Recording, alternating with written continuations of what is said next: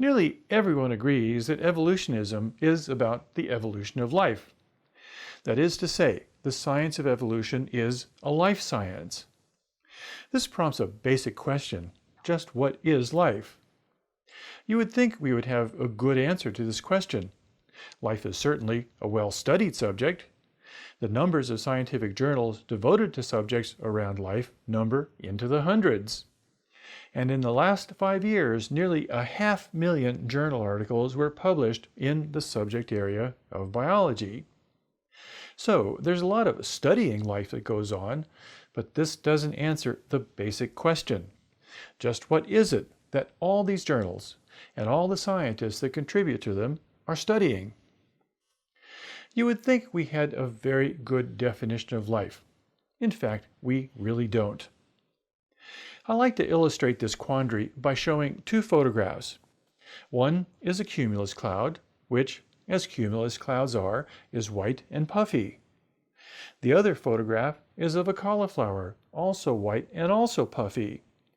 Which one is alive? Well, clearly you can answer in less than the blink of an eye. It's obviously the cauliflower that's alive, and the cumulus cloud that is not. There's a harder question to follow. How do you know the cauliflower is alive? You might think the question is easy, but it's actually not. And it's a question that will animate the rest of our discussion about evolution.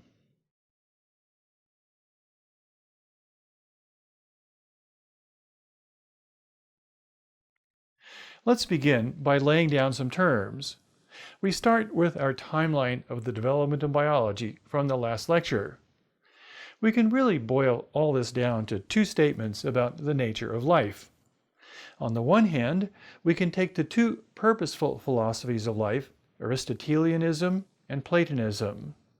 They have in common that life is somehow distinct from non-life. The atomist's philosophy, in contrast, does not really regard life as somehow distinctive. It's just a reflection of the turning of all those atoms. The philosophy that life is somehow distinctive from non-life is the most basic definition of a doctrine that we can call vitalism.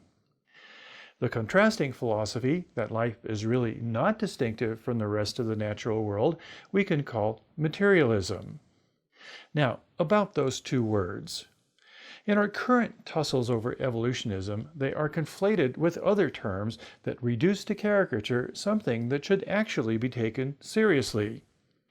So, for example, the materialist philosophy regards life as a machine. If you think life is just a machine, then you think that everything there is to know about life can be known by reducing life to mechanism. That's pretty much modern biology in a nutshell.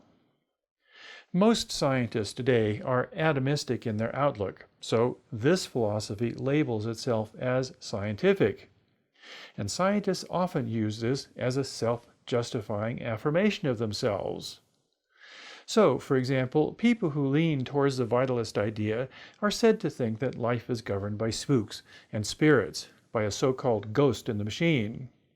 This is derided as somehow an unscientific approach to life. The unstated assumption is that vitalism, being unscientific, is not worthy of serious attention. To coin a phrase, it's the V word. So there's a strong cultural divide over this issue. This is really nothing new. The divide has existed through most of the history of Western civilization. The difference is that vitalism was not always the V word. Why not? To understand evolutionism properly, we need to untangle this issue. So that's what we'll do.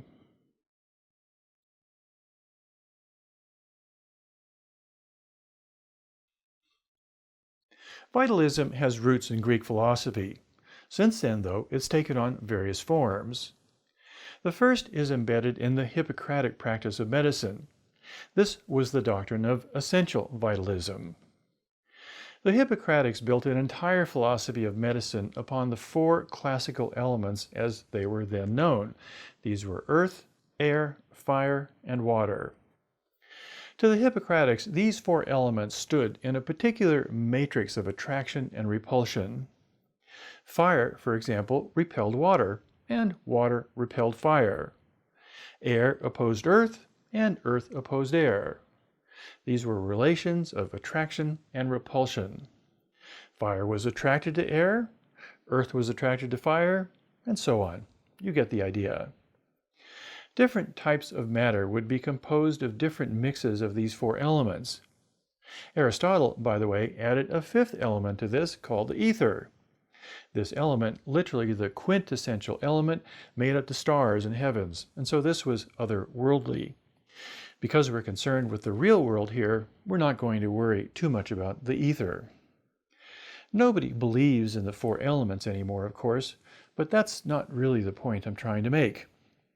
Rather, they illustrate an important concept that dominated the classical understanding of life. This was the notion of balance. All living things were composed of different mixes of these four elements. For example, birds flew because they had in them a predominance of air. Earthworms, in contrast, were composed of a strong preponderance of earth. Mammals, as well as birds, were warm-blooded because fire was a significant part of their composition. Fish, on the other hand, were fish because water dominated their composition. Amphibians were also very wet and therefore cold-blooded, but they had a little bit more air in them compared to fish. You get the idea. Each type of organism had a particular mix of the four elements, which existed in a natural balance that differed from creature to creature. All living things became what they were because they strove for this particular balance. Birds became birds because they strove for air. Fish became fish because they strove for water and away from fire, for example, and so on. If an animal happened to be displaced from this balance point, say a fish was pushed from water into air, it would naturally restore itself to its proper balance point. This notion of four elements is the foundation for the Hippocratic idea of medicine. Taking a leaf from the four elements theory, the Hippocratics taught that the body was made from four so-called humors, made up from different combinations of the four elements. These were blood, which was a mixture of fire, air, and water, phlegm, which was mostly water, yellow bile, which was a mixture of fire and earth, and black bile, which was mostly earth. Like the classical elements, nobody believes in the humoral theory of medicine anymore, but this notion of a balance prevails in medicine to this day. The basic premise of the Hippocratic idea was that health is a balance between these four humors. If these humors got out of balance, say from an excess of water or an excess of blood, this was the cause of disease. The practice of the physician then was to try to change the conditions that were causing the imbalance. Once that was done, then the body would restore itself to balance. But what drives the body towards that balance? This was the quandary of the humoral theory of medicine, and indeed of the metaphor of a balance between different elements.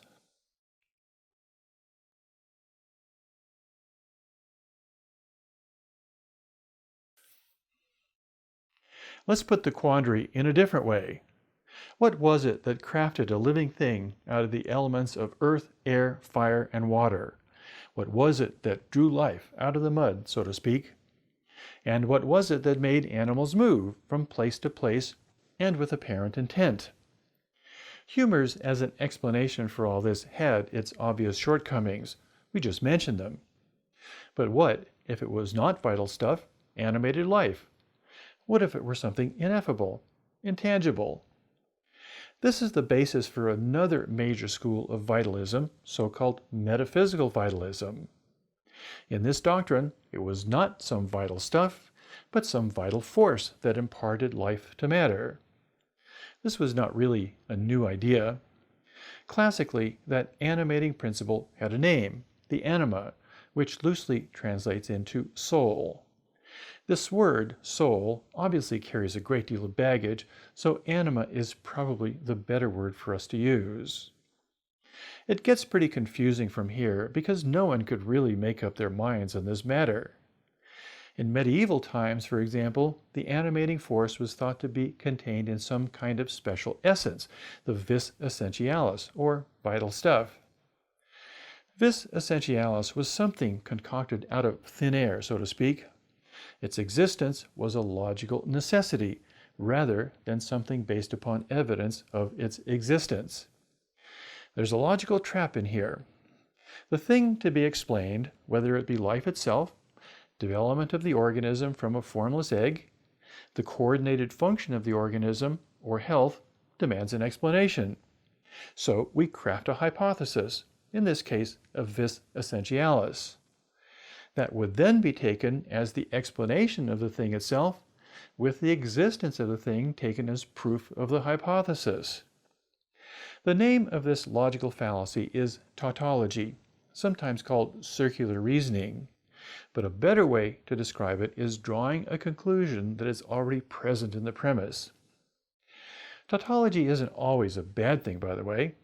Nearly all of mathematics is based upon tautology. An equation is a tautology, for example. But for understanding life, it's a different matter because it validates a lot of intellectual laziness. For example, it led to a proliferation of different types of vital essences.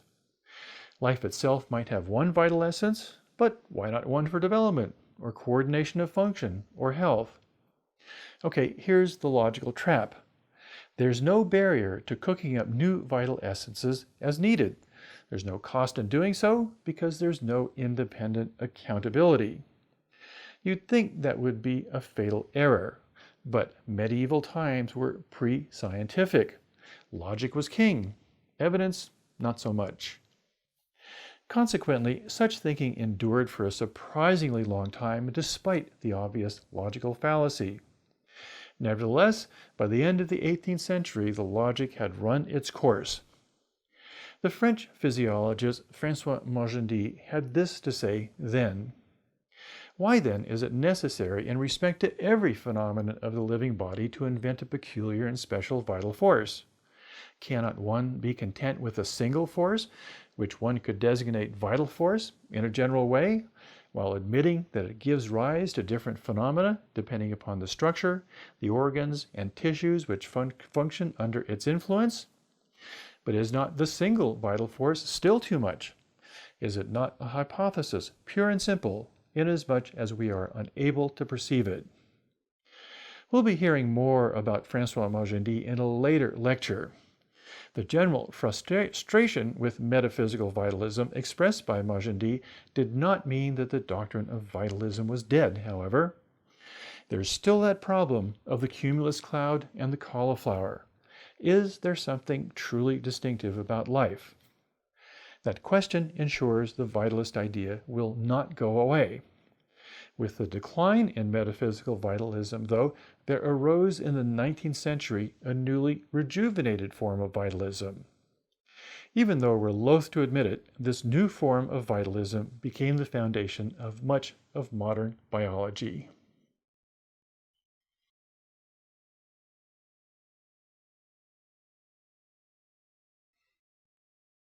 This new form of vitalism, known as process vitalism, also scientific vitalism, began to take shape toward the end of the 18th century and rose to dominate most of 19th century thinking about biology. The general discontent with metaphysical vitalism prompted a vigorous debate among the European schools of medicine over the basic question: what makes the organism distinctive? Organisms, of course, are creatures, like people, animals, and plants. There's a deeper question in there, though, which we'll be returning to later. At the time, most had settled on certain characteristics, including integrity. Organisms seemed to function as a whole thing. There was persistence. Organisms seemed to persist through time. All the different parts of an organism functioned in a coordinated way. And finally, organisms could adapt to different circumstances. Under doctrines of metaphysical and essential vitalism, all of these functions were thought to be mediated through one of those proliferating vital stuffs known as vis mediatrix. Vis mediatrix was thought to flow through the nerves. That was how the actions of the different parts of the body could be coordinated and mediated. Vis mediatrix was also thought to confer adaptability on the organism. No one had ever been able to isolate vis mediatrix, of course, nor did anyone even know what it was. We're familiar with that problem. A radical shift in thought was called for, and it came with this man, Théophile de Bourdieu, who was on the faculty of medicine at Montpellier University in southern France. Remarkably, what led Bourdieu to his new insight was honeybees. Vis mediatrix was, like all other vital essences, a hypothesis of necessity. The nerves were there, they clearly were involved in coordinating the actions of the body, and something had to be doing that. Vis mediatrix flowing through the nerves filled that bill. That was the conventional wisdom. Bourdieu looked at honeybee swarms and saw a quandary. Honeybee swarms exhibited many of the same attributes that the bodies of organisms did. They behaved in a coordinated fashion, they were adaptable to varying conditions, and they behaved as an integrated whole. Yet no nerves connected one honeybee to another. No nerves meant there could be no flow of vis mediatrix within the honeybee swarm. What then explained their coordinated behavior? For Bourdieu, this question undermined any notion of vis mediatrix being responsible for the unique attributes of the organism. In fact, it threw into doubt whether any vital essence could exist. If not vital essence, then what? Bourdieu reformulated the question into a doctrine he called the many little lives. In the case of the honeybee swarm, each individual bee had a life. It was one of the many little lives of the swarm. The persistence of that individual life depended, though, on the persistence of the swarm. To maintain that persistence, all the many little lives of the honeybee swarm had to engage in an ongoing and continual process of negotiation and mutual accommodation. That process had an end goal, a purpose, and this made it teleological. The purpose was the persistence of both the individuals and the persistence of the swarm. In other words, the swarm was a kind of organism. What made this doctrine distinctive was that instead of the qualities of the organism arising from some kind of vital stuff, what drove it was some kind of, in this case, a process of negotiation and mutual accommodation of all for the whole.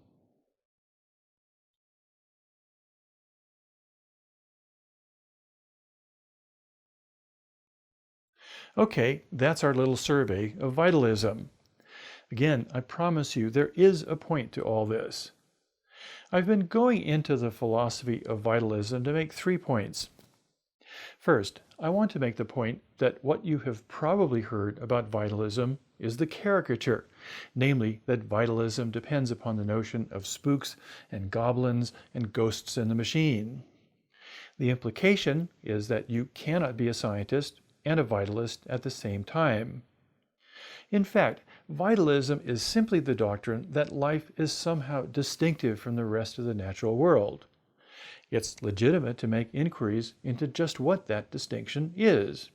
In fact, it's a legitimate scientific inquiry. It's possible to be a scientific vitalist. I consider myself one, in fact, and vitalism may even be a necessity. If we are to be biologists, we should have some idea of what biology is. In short, what life is.